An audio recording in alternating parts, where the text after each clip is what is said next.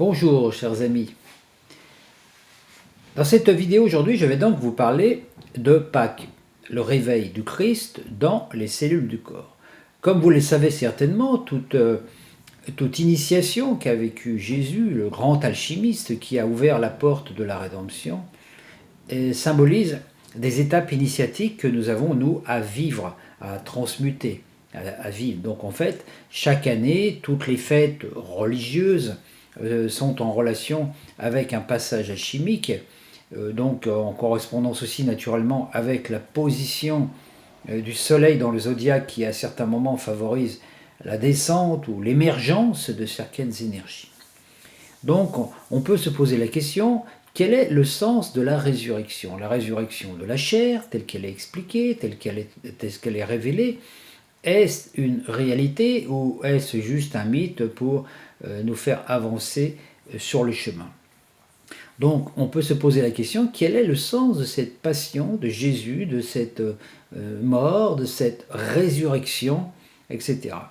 Donc il faut voir une chose, c'est que Jésus a été l'incarnation, a été un grand avatar, un être qui a vécu son initiation humaine, qui a transmuté toutes ces énergies qui maintenaient donc sa conscience aussi dans l'énergie du Fils des hommes, et pour ouvrir la porte du Fils de l'homme, avec un grand H qui correspond à notre véritable statut, que l'on soit incarné sous une forme masculine ou féminine. C'est très important de comprendre ce truc, cette information, que le Christ, nous sommes tous des particules de Christ, et Jésus, c'est la personnalité qui a incarné cela. Certes, c'est un être très évolué qui est venu, qui était déjà venu sous d'autres formes, à nous apporter un message depuis très longtemps, depuis l'Atlantide, etc. Mais comprendre que chaque être humain a ce potentiel en lui. C'est pour ça que dans cette époque actuelle, où nous avons l'énergie du Christ qui revient sur les nuées, par l'intermédiaire de la planète Uranus, qui représente le grand chaudron zodiacal, il est important de voir que nous avons cette possibilité de transmuter, que nous avons revêtu quelque part, notre âme a revêtu une peau de bête, et que cette peau de bête, il faut la transcender. Et Jésus a été le personnage qui a accepté de revêtir cette peau de bête, cette peau sombre, cette énergie plombante de Saturne, pour montrer que même en étant dans une énergie saturnienne, lourde, Saturne c'est le seigneur des anneaux, c'est la planète des anneaux qui nous enferme, que malgré cela, on peut accéder à sa dimension solaire et retrouver cela. Donc c'est là tout son mérite, parce que si Jésus était venu directement comme un être désincarné, incarnant directement l'énergie du soleil, cette révélation, on aurait pu dire, oui, mais c'est facile pour lui, c'est le Fils de Dieu. C'est un petit peu le message qui a été passé par la religion. Alors que quand on considère Jésus qui aurait pu être un bébé, naturellement, qui est né, qui a vécu son enfance, son adolescence, dans des conditions pas toujours faciles, qui a aussi vécu des difficultés avec son entourage, avec la religion dans laquelle il s'est incarné tout ça, et qu'on voit que malgré toutes ces épreuves, il a avancé sur le chemin, il a grandi, il a fait grandir la lumière solaire qui était inscrite dans ses cellules. Là, on voit justement que c'est une initiation, que c'est un être qui est puissant, puisqu'il a remis sa volonté entre les mains de son soleil intérieur, du Christ. Il a laissé le Christ passer à travers son corps de Jésus. Et ça, c'est quelque chose de grandiose, puisque ça nous permet de voir aussi que nous, tout être humain qui s'est incarné après cette venue de Jésus, a cette possibilité, puisqu'il a inscrit cette information de l'homme, du Fils de l'homme, à l'intérieur même de la matrice de notre monde. C'est-à-dire, c'est inscrit dans notre ADN, et depuis sa venue, nous disposons tous de plusieurs potentiels, mais voilà, une mémoire du Fils des hommes, le Fils d'Adam de la chute, et aussi des énergies saturniennes plombantes et enfermantes, mais nous avons aussi un autre programme qui est celui justement du Christ Uranus, du Christ uranien, du Christ qui nous amène vers l'ère du Verseau, et cette possibilité de revêtir une tunique de lumière et de boire l'eau du Saint Graal, parce que le signe du Verseau représente ce chaudron, le chaudron zodiacal qui nous permet de boire justement l'énergie du Saint Graal. Alors on doit se penser un petit peu là-dessus parce que Jésus a revécu dans sa chair le drame de l'épopée de l'âme humaine, de l'homme de la chute, à chaque seconde de notre vie. Nous, hommes de la chute, nous crucifions le Christ, nous l'ensevelissons dans le tombeau de la matière, du plomb de la matière. Donc il faut prendre bonne conscience qu'il faut entrer au plus profond de cette conscience divine qui est en nous et comprendre ses paroles. Tant que nous ne comprendrons pas que la matière est esprit, que le corps est esprit et qu'il peut participer à la gloire et à la splendeur du soleil, on crucifie le Christ en nous, c'est-à-dire qu'on ne le reconnaît pas, on l'ensevelit dans la matière de notre corps. Donc l'initiation du Saint Graal, c'est ça, c'est de boire cette eau du Saint Graal et de prendre conscience que le Saint Graal, même s'il est symbolisé dans l'histoire par une coupe, la coupe c'est quoi? C'est notre cœur, c'est notre corps. Le corps porte en lui aussi bien l'empreinte de la chute, toutes les mémoires de la séparation, etc. Donc notre corps est comme un tombeau, un sépulcre vivant, mais nos cellules, depuis des millénaires et des millénaires, ont enregistré cette expérience d'être prisonnier dans un espace-temps, de subir la vie, de subir les aléas de la vie, la lourdeur de la vie, toutes les choses saturniennes et aussi toutes les choses qui nous plombent et qui nous amènent dans des phases de décrépitude et de mort. Donc on a une tendance, on peut se rebeller contre la mort, dire la mort c'est pas juste, etc. et tout ça. Mais il faut comprendre que ce n'est pas la conscience christique elle-même, ce n'est pas le soleil, ce n'est pas le Père-Mère qui est amour et joie, qui a imprimé cette conscience, cette loi dans nos cellules. C'est l'homme de la chute lui-même qui a emmuré la force du soleil, la force du Christ qui vibre en chacun de nous, sans qu'on le sache, et en refusant à notre corps, par l'idée fausse de la mort, le réveil du Christ dans les cellules, le réveil du Christ dans cette mémoire adamique, qui, Christ avait promis de revenir. Et voyez, on retrouve aussi là tout le symbolisme de l'Atlantide, quand il y a eu cette chute vraiment dans la densité, où la mère divine et le Christ a promis de revenir. Et nous sommes dans ces temps-là actuels de cette résurgence, puisque nous retrouvons cette énergie de l'axe Soleil-Verseau. Voilà. C'est donc nous, l'homme, qui doit décider de chercher la source de vie et de donner tout son être, accepter de réveiller la flamme de vie qui est en nous, ne regarder que le soleil qui est en nous et lui donner de tout notre être, de toute notre âme et de tout notre corps, y porter attention, parce que l'énergie christique, elle est là dans nos cellules, la pierre philosophale, le soleil est là dans nos cellules, mais si nous ne lui portons pas d'attention, il n'y a rien qui peut se passer. Et nous rentrons dans le processus, nous restons sous l'influence de ce mythe, qui est le mythe de Lucifer, l'archange qui a programmé cette matrice, et qui est aussi dans la mythologie grecque ce personnage qu'on appelle Prométhée. Vous vous rappelez, Prométhée, cet être, ce titan, qui voulait donner le feu aux hommes, le feu vital, le feu qui lui dit « Homme, tu peux procréer par toi-même ». Homme, tu peux engendrer des choses par toi-même. Homme, tu peux réaliser tous tes désirs. Et c'est pour ça que dans la mythologie, on retrouve Prométhée, qui, comme punition, a été enchaîné à la porte des enfers, et que toutes les nuits, pendant toute la journée, il y a un aigle qui lui dévore le foie, et ce foie se reconstitue pendant la nuit. Vous voyez que le foie est un organe qui est extraordinaire, il a cette capacité de se reproduire, de se régénérer, de se recréer lui-même des cellules. Alors c'est intéressant ce mythe de Lucifer Prométhée, parce que ça nous montre bien que tant qu'on est enchaîné à nos désirs, puisque c'est les désirs qui sont liés à notre ego, nous restons enfermés dans des cycles de réincarnation. Tant que nous n'avons des désirs de vivre des choses dans ce monde, en ce monde nous revenons. Le foie est le siège du corps astral, des désirs, et qui est aussi générateur de notre futur.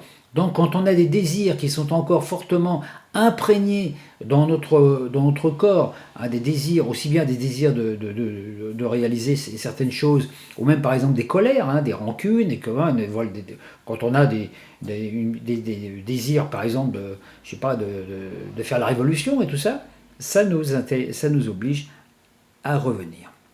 Donc c'est nous-mêmes qui devons chercher. Prométhée, Lucifer, a donné aux enfants de la matrice, c'est-à-dire à nous, le feu vital, le feu des désirs, d'autre chose que Dieu. Donc il a donc emmuré l'énergie christique au sein même de nos cellules. Quand nous réveillons la flamme de vie, la flamme christique, automatiquement ça soulève cette pierre du sépulcre. Elle réveille le Christ dans la pierre, le Christ dans les cellules, dans notre corps. Elle lui donne le passage et unit le Christ des profondeurs et le Christ solaire. Regardez ce qui s'est passé pendant le 11e signe du zodiaque, j'en ai parlé dans d'autres vidéos, correspond à l'étape alchimique de Jésus, quand Jésus a été enfermé 3 jours dans le tombeau, et que pendant ces 3 jours, avec l'aide des 72 génies qui œuvrent dans le corps, puisque chaque génie œuvre pendant 1 heure, il a reconstitué son corps, il a recréé son corps à partir d'une autre mémoire, de sa mémoire solaire, son esprit n'était plus enfermé dans la chair. Et c'est à partir de là qu'il y a eu cette ascension. Il a transmuté les mémoires accumulées depuis des millénaires et des millénaires. Donc c'est à nous, voilà, c'est bien cela que Jésus-Christ a symbolisé. Et cela est inscrit dans les plans subtils de la pensée. La victoire sur la mort. Ce n'est pas naturellement la victoire de l'âme, puisque l'âme solaire, elle, est immortelle, mais c'est la transmutation de la partie de l'âme qui s'est laissée imprégner, enlisée dans l'illusion. Hein, voilà. Donc c'est-à-dire que tous les hommes sont invités, hommes avec un grand H, hein, je dis aussi bien hommes que femmes, doivent sortir de cette conscience mémorielle du Fils des hommes, vous savez, parce que voilà, votre corps, il porte les mémoires génétiques de vos parents, de vos grands-parents, etc., etc. Donc tous ces lignées aussi génétiques religieuses, hein, ethniques. Si vous appartenez à telle race ou à telle race, vous avez une mémoire génétique. Si vous êtes né en France, vous avez une mémoire génétique par rapport à la France. Si vous êtes catholique, vous avez une mémoire génétique par rapport au catholicisme. Donc le corps est un amalgame de mémoire. C'est de tout ça qui a formé cette fausse âme que que les psychanalyses appellent l'inconscient. Et tant que notre conscience solaire est imprégnée de tous les processus, de toutes les mémoires de l'inconscient qui, elles, sont en relation avec l'énergie de la Lune, nous restons prisonniers, nous restons dans ce monde, dans le monde des rêves, dans le monde de Maya, dans le monde de l'illusion, et nous vivons dans des corps qui naissent, grandissent, tombent malades, dégénèrent, meurent, et puis nous sommes dans des cycles de réincarnation sans cesse, puisque tout ce qui n'a pas été nettoyé pendant une incarnation va devoir l'être dans une incarnation future. Tant que nous avons des désirs de ce monde, tant que nous avons des rancunes dans ce monde, des choses que nous n'avons pas réglées, des nœuds émotionnels que nous n'avons pas dénoués, en ce monde nous revenons. Et ça, c'est au-delà de notre bon vouloir. On a beau se dire « Ah, moi je ne veux plus me réincarner, c'est fini dans ce monde », ça ne marche pas du tout comme ça. C'est simplement si c'est imprégné dans nos mémoires cellulaires, dans notre corps astral et dans notre corps mental, on revient.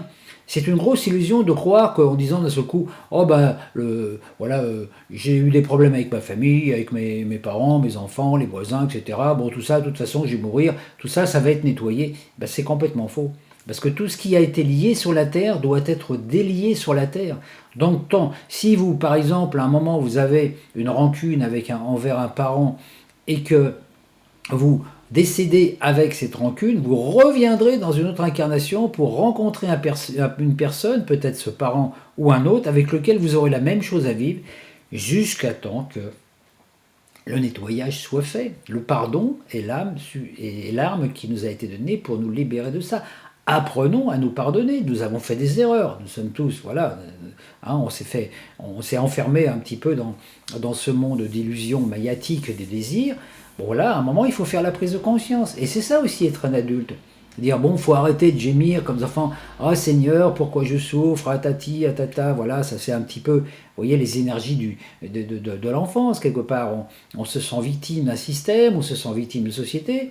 Voilà, à un moment, se prendre en main, puis oser se regarder en face et dire, c'est vrai, je ne suis pas parfait. C'est vrai que je me suis fait avoir. J'ai donné foi à des faux concepts, à des fausses croyances, etc. Ok, maintenant je accepte ça. Ok, bon, maintenant je vois ça.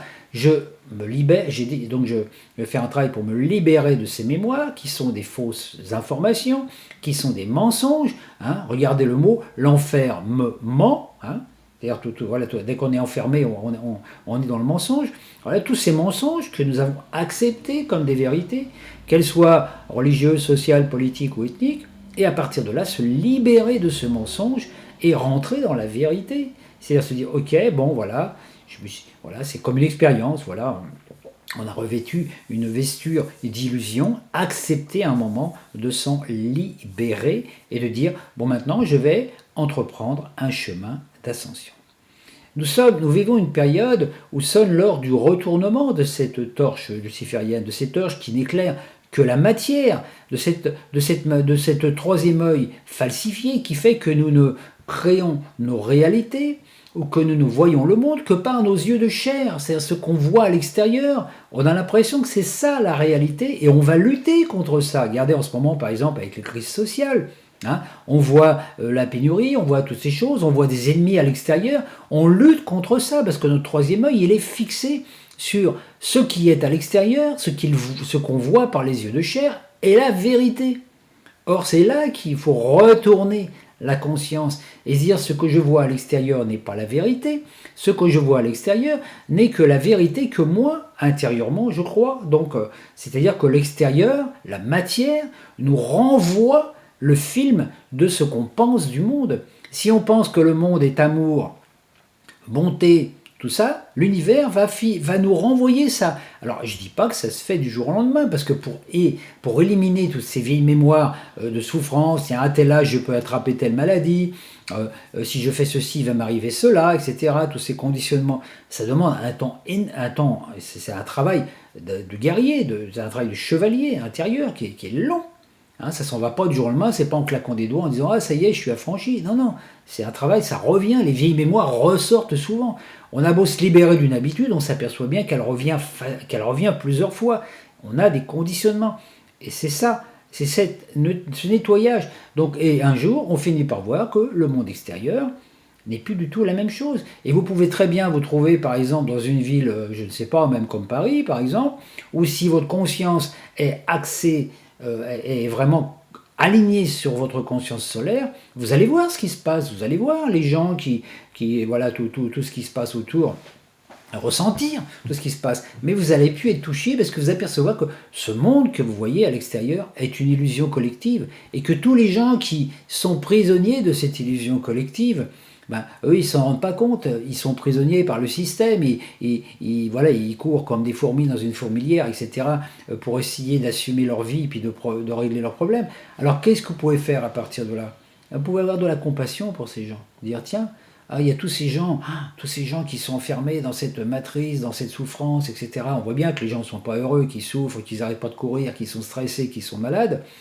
Et à partir de là, vous allez avoir de la compassion pour déjà leur envoyer une énergie de compassion, et puis vous ouvrir, dire, voilà, si parmi ces gens, il y en a certains qui sont prêts, quand je vais les rencontrer, même quand je vais aller voir la boulangère pour acheter mon pain ou le barman pour boire mon café, je vais essayer de lui montrer que la vie, voilà, si lui, il est pris dans un truc de tristesse, je vais peut-être pouvoir lui passer un petit mot, lui dire un petit truc, un petit mot gentil qui fait que d'un seul coup, il va se rendre compte que le monde, il n'est pas si triste, il n'est pas si mauvais que cela, donc il va changer sa vision du monde. Donc, au bout d'un certain temps d'alchimie, le monde extérieur devient le reflet du monde intérieur, c'est-à-dire que chaque être humain crée son royaume solaire, donc on est un soleil sur la Terre, et à partir de là, on a une vision complètement différente. Autrement, on passe notre temps avec le troisième œil qui est dissocié, de lutter contre ce monde. Donc, on lutte contre ce veut pas, on lutte contre le gouvernement, on lutte contre le chômage, on lutte contre la pénurie. Regardez tous les systèmes, tout ce qu'on vit en ce moment. Et ça ne peut pas résoudre les choses, parce qu'on lutte contre une illusion et on voudrait remplacer cette illusion par une autre. Par exemple, on veut remplacer le président de la République en mettant un autre, en sachant très bien que il y aura d'autres problèmes, puisque ça a toujours été comme ça. Ça a toujours été. Donc devenir l'empereur de son propre royaume, réveiller le Christ intérieur, et chasser, enfin pas chasser, mais mettre l'ego au diapason, dire à l'ego, et oh, hein, c'est pas toi qui commande, toi tu es là pour l'ego. Le but de l'ego, c'est de maintenir de protéger le corps, de protéger la personnalité. Alors dire à l'ego, ok, bon, tu as ce boulot, tu vas le faire, hein, mais c'est pas toi le maître, tu es que régent de ce corps. Donc mettre l'ego au service de la conscience divine. Et c'est-à-dire prendre le temps de porter de l'attention, hein, au corps, et savoir qu'au cœur de toutes les cellules, de chaque cellule de votre corps, vous avez des particules. On a des particules de Christ, de pierre philosophale qui sont là. Notre corps lunaire est imprégné d'énergie solaire, puisque c'est le soleil qui a donné cette capacité, l'énergie solaire du soi, qui a donné cette capacité d'avoir ce corps. Donc notre corps est dirigé par une étincelle de Christ solaire, mais elle a été revêtue d'une énergie lunaire et qui nous maintient sans arrêt dans la victimisation, les problématiques, etc. Donc on a perdu notre pouvoir dit magique, simplement parce qu'on ne reconnaît pas qu'il est là. Donc dès l'instant qu'on reconnaît que le Christ, l'énergie christique, même la pierre philosophale est en nous, dans nos cellules, et qu'on y porte attention. Alors y porter attention, c'est être conscient que c'est là, et puis agir à chaque instant, par nos pensées, par nos émotions, par nos actions, pour activer cette lumière. Alors vous voyez, par exemple, si vous prenez conscience, quand on prend conscience que le soleil est en nous, par exemple, qu'on a cette énergie Christ, donc on veut apporter de l'amour, du bienfait, du bonheur à l'humanité, naturellement, ça demande une certaine vigilance, une attention, mais une vigilance. Parce qu'il y a des moments où vous allez peut-être avoir envie de dire du mal d'un tel, ou de critiquer un tel parce qu'il ne va pas assez vite, ou de critiquer un personnage que vous voyez parce qu'il fait des choses, ou même de critiquer, par exemple, le président de la République ou le Premier ministre, etc. Il a tendance à envoyer de l'ombre en disant « Oh là là, celui-là, il est comme ceci, il est comme cela ». Dès qu'on envoie de l'ombre à quelqu'un, on n'est plus dans la lumière. Donc envoyer de la lumière quoi qu'il arrive, et c'est ça le travail à faire. C'est un travail qui est long, parce que dans la journée, on a des moments, on voit des choses, on n'a pas tellement envie d'envoyer de la lumière, des fois contre des gens qui font des choses. Hein. Quand on voit ce qui se passe dans certaines révolutions, dans certains pays sur la Terre, quand on voit certains dirigeants de certains pays, c'est difficile d'envoyer de l'amour à des gens comme ça. Pourtant, c'est le travail à faire, parce que quand on envoie de l'ombre à quelqu'un, ça passe par l'intérieur. Tout ce qu'on extériorise vient d'une impulsion intérieure. Donc si on envoie de l'ombre sur quelqu'un pour dire du mal de quelqu'un, on lui envoie cette ombre. Donc cette ombre revient vers nous, puisque tout ce que nous émettons revient vers nous une fois que ça a touché la personne. Donc s'il y a des milliers, des millions de Français qui envoient par exemple de l'ombre au président de la République, le président de la République il est de plus en plus dans l'ombre et il nous renvoie de plus en plus d'ombre, donc on le voit. Donc si on pense que c'est quelqu'un qui est incapable, on finit par démontrer que c'est vrai, parce que l'univers nous dit oui, si tous les Français pensent que le président de la République par exemple est un incapable, il sera un incapable, non pas parce qu'il est comme ça, même s'il a ça dans son potentiel, c'est parce que nous lui envoyons cette image qu'il est comme ça, et comme lui, il est aussi influençable au niveau de ses énergies, il va accomplir les actes ou prendre les décisions qui vont nous montrer que nous avons raison. Donc c'est donc notre vision qui crée le monde. Et quand on crée ça, alors naturellement au niveau collectif, bon c'est compliqué, mais déjà faire le travail au niveau personnel en disant moi je ne veux pas cautionner ce genre de truc, je ne veux pas envoyer de l'ombre à des gens, même s'il y a donc quand on voit une personne qui est dans l'ombre, une personne qui se comporte mal, lui envoyer de la lumière au lieu d'activer l'ombre en critiquant davantage cette personne. C'est un sacré boulot. On n'y arrive pas du jour au lendemain. Hein. Moi, je ne prétends pas y arriver tout le temps. Il y a des moments où là, je viens de passer un séjour de 3 jours à Paris. Quand je suis rentré à Paris, j'ai eu l'impression de rentrer dans une truc avec ces immeubles, la pollution sonore, la pollution des gens, la pollution visuelle, tout ça. Et c'est très difficile de rester connecté quand on vit dans une ville comme ça. Donc il faut trouver un moment dans un coin pour pouvoir se recentrer. Et puis même quand on a la lumière, c'est compliqué. Mais c'est le travail à faire. Hein, puisque, voilà, donc il faut écouter au plus profond de nos cellules, battre le cœur du vivant, chercher Dieu à l'intérieur de nous. Hein, il habite là, votre cœur, notre corps, et c'est quand nous lui portons attention qu'il va pouvoir travailler, qu'il va pouvoir nous aider. Donc dès l'instant que vous êtes en connexion avec votre soi, que vous pensez lumière, que vous pensez soleil, même que malgré le monde des apparences, restez dans le soleil intérieur, à partir de là, vous allez avoir, la vie va changer, parce qu'il va y avoir une transmutation cellulaire qui va se faire, et ça demande un temps très fou, très long. Alors en cette période de Noël, aussi, puisque je fais cette vidéo sur Pâques, mais en cette période de Noël, c'est important parce que l'époque de Noël, c'est le moment où ça va commencer. Donc, commencez aujourd'hui, en cette période de Noël, de faire cette nouvelle, de porter cette attention, d'utiliser votre attention de façon différente pour que votre corps s'illumine comme un arbre de Noël, et puis qu'à partir de là, vous allez passer une année merveilleuse, différente, etc. Ça n'empêche pas qu'il y a comment dire, des choses à transmuter, puisque naturellement, dès que vous émettez de la lumière, il y a toute l'ombre qui devient de plus en plus dense. Le jour où vous arrivez à vivre dans une conscience, quand votre aura rayonne la lumière, vous devenez la pierre philosophale. À partir de là, où que vous soyez, quoi que vous fassiez, que vous parliez à votre voisin, à une personne rencontrée, au boulanger, au facteur, tout va changer. Voilà, je voulais vous parler de ça, donc pour que vous puissiez, faire ce travail intérieur. Et vous voyez, il n'y a pas besoin vraiment d'outils pour faire ça. C'est simplement une conscience que l'amour du Christ habite en nous, et que en cette période de Noël, c'est important que le Christ naisse dans notre cœur, et que nous puissions enfin devenir des fils de l'homme, hein, des fils et des filles de l'homme, parce que l'homme avec un grand H, donc celui qui a été tel qu'il a été conçu par la source, et non pas comme il a été déformé par notre conscience humaine.